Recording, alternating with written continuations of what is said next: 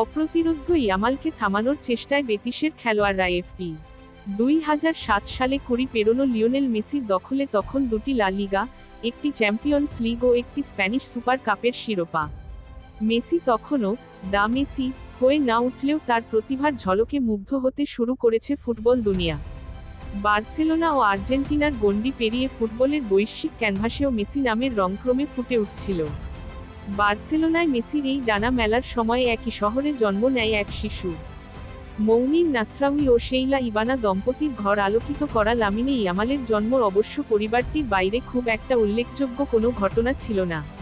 তবে উল্লেখযোগ্য ঘটনাটি ঘটল কদিন পর, বার্সেলোনার মাঠ ক্যাম্প নুর ভিজিটর্স লকার রুমে একটি ফটোশ্যুটের অনুষ্ঠানে। মেসির হাত ধরে যার দীক্ষা লাভ, তার যাত্রা তো সূর্যের দিকেই হবে। ইয়ামালের পরের গল্পটাও তাই এগিয়েছে অনুমেয় চিত্রনাট্য মেনে। মেসির বেড়ে ওঠার আতুর ঘর, লা মাসিয়া থেকে বল পায় ইয়ামালের শুরু। ফটোশ্যুটের সময় মেসির স্পর্শ যেন ইয়ামালের শরীরে প্রভাব রেখেছে রূপকথার গল্পে ব্যবহৃত জাদুর কাঠির মতো। ফলে ইয়ামালের হাত পাগুলো যখন শৈশবের সীমানা ছেড়ে কৈশোরের আকার নিচ্ছিল, তখন তার নরণচরণও ছিল মেসির মতোই। ইয়ামালের এই শরীরী ভাষা সহজেই বুঝতে পেরেছিলেন বার্সার সাবেক কোচ ও মেসির সেরা সময়ের সতীর্থ জাভি হার্নান্দেজ, যার ফলাফল মাত্র 15 বছর 9 মাস 16 দিন বয়সেই বার্সার মূল দলে অভিষেক ইয়ামালের। অভিষেকের পর এখন পর্যন্ত আর পেছনে ফিরে তাকাতে হয়নি ইয়ামালকে। পথ চলার শুরু থেকে তার সঙ্গে মেসির তুলনাকে ন্যায্যতা দিয়ে যাচ্ছেন এখনও কৈশোরের বৃত্ত না পেরোনো ছেলেটি। মেসির মতো ইয়ামালও বাপায়ের খেলোয়াড়, খেলেন ডান উইংয়ে। বক্সের ভেতরে ও বাইরে দুই জায়গাতেই তারা সমান কার্যকর। সর্বশেষ স্প্যানিশ সুপার কাপ ফাইনালে রিয়াল মাদ্রিদকে এবং কোপা দেল রেতে রিয়াল বেতিসকে উড়িয়ে দেওয়া ম্যাচের পর মেসির সঙ্গে ইয়ামালের তুলনা রীতিমতো তুঙ্গে উঠেছে। রিয়ালের বিপক্ষে ম্যাচে ইয়ামালের পজিশনিং, পাসিং, সৃষ্টিশীল স্পর্শ, ড্রিবলিং ও গোল করার ধরন বারবার মনে করিয়ে দিয়েছে মেসিকে। রিয়ালের বিপক্ষে ম্যাচে ইয়ামালের পজিশনিং, পাসিং, সৃষ্টিশীল স্পর্শ, ড্রিবলিং ও গোল করার ধরন বারবার মনে করিয়ে দিয়েছে মেসিকে। বিশেষ করে রিয়ালের বিপক্ষে পিছিয়ে পড়ার পর সমতা ফেরানো গোলটা মেসি ইয়ামাল মিলের সর্বোচ্চ বিন্দু। রিয়ালের 3 খেলোয়াড়কে বোকা বানিয়ে যে শটে গোল করেছেন, সেটি ছিল মাখনের ওপর ছুরি চালানোর মতোই। এই পজিশন থেকে বেশিরভাগ খেলোয়াড়ই চেষ্টা করবেন বুলেট শটে গোলরক্ষককে হার মানাতে। আর সে ক্ষেত্রে দূরের পোস্টই হবে তার লক্ষ্য, যাতে গোলরক্ষক ঝাঁপিয়ে পড়েও বলের নাগাল না পান। রিয়ালের গোলকিপার থিবো কোর্তোয়াও হয়তো ইয়ামালের কাছ থেকে তেমন কিছুই প্রত্যাশাও করেছিলেন, সেভাবেই তিনি প্রস্তুত হয়েছিলেন। কিন্তু ইয়ামাল সেটি না করে কাছের পোস্টেই আলতো ছোঁয়ায় বল বাড়ালেন। চেষ্টা করেও আর গড়িয়ে যাওয়া বলটি আটকাতে পারেননি কোর্তোয়া।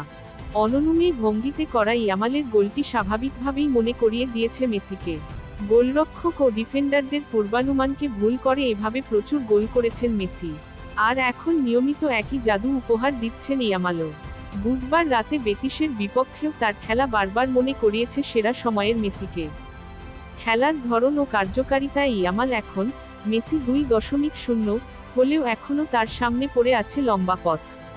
প্রতিভা ও পরিশ্রমের জোরে এই পথ পাড়ি দেওয়া অসম্ভব না হলেও কঠিন তো বটেই। অনেক প্রতিবন্ধকতা ও প্রতিরোধের রাস্তা পেরিয়েই ইয়ামালকে ছুঁতে হবে মেসি নামের শ্রেষ্ঠত্বের চূড়া। সেই লক্ষ্যে ইয়ামাল শেষ পর্যন্ত পৌঁছাতে পারবেন কি না, উত্তরটা ভবিষ্যতের হাতেই থাক। কিন্তু বয়সের হিসাবে অর্জনের দিক থেকে ইয়ামাল যেভাবে মেসিকে ছাড়িয়ে গেছেন, তা অবিশ্বাস্যই। বার্সার হয়ে মেসির অভিষেক 17 বছর 3 মাস বয়সে, অর্থাৎ ইয়ামালের 18 মাস পর মেসির অভিষেক। আর এই 18 মাসের মধ্যে বার্সা ও লা লিগার হয়ে একাধিক রেকর্ড ভেঙে দেন ইয়ামাল। যেখানে বার্সেলোনার হয়ে সর্বকনিষ্ঠ গোলদাতা ও লা লিগায় সবচেয়ে কম বয়সী গোলদাতার 16 বছর 87 দিন রেকর্ডও আছে। এমনকি এর মধ্যে লা লিগার একটি শিরোপাও জেতা হয়ে গিয়েছিল ইয়ামালের। জাতীয় দলের অর্জনের বিবেচনায়ও মেসিকে পেছনে ফেলেছেন ইয়ামাল। জাতীয় দলের জার্সিতে আর্জেন্টিনার হয়ে একটি শিরোপা জেতার জন্য তীর্থের কাকের মতো অপেক্ষা করতে হয়েছে LM10কে। অবশেষে 2021 সালে অভিষেকের 16 বছর পর তার হাতে উঠেছিল মহাদেশীয় শ্রেষ্ঠত্ব কোপা আমেরিকার শিরোপা। অথচ একই মর্যাদার ইউরোতে ইয়ামাল শিরোপা জিতেছেন 17 বছর বয়সে।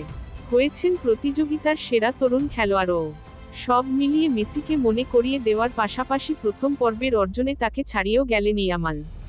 কিন্তু শুরুর ছাড়িয়ে যাওয়াটাই নিশ্চয় শেষ কথা নয়, বরং ভোরের সূর্যটা দিনের পূর্বাভাসটা ঠিকঠাক দিতে পারল কিনা সেটাই দেখার অপেক্ষা।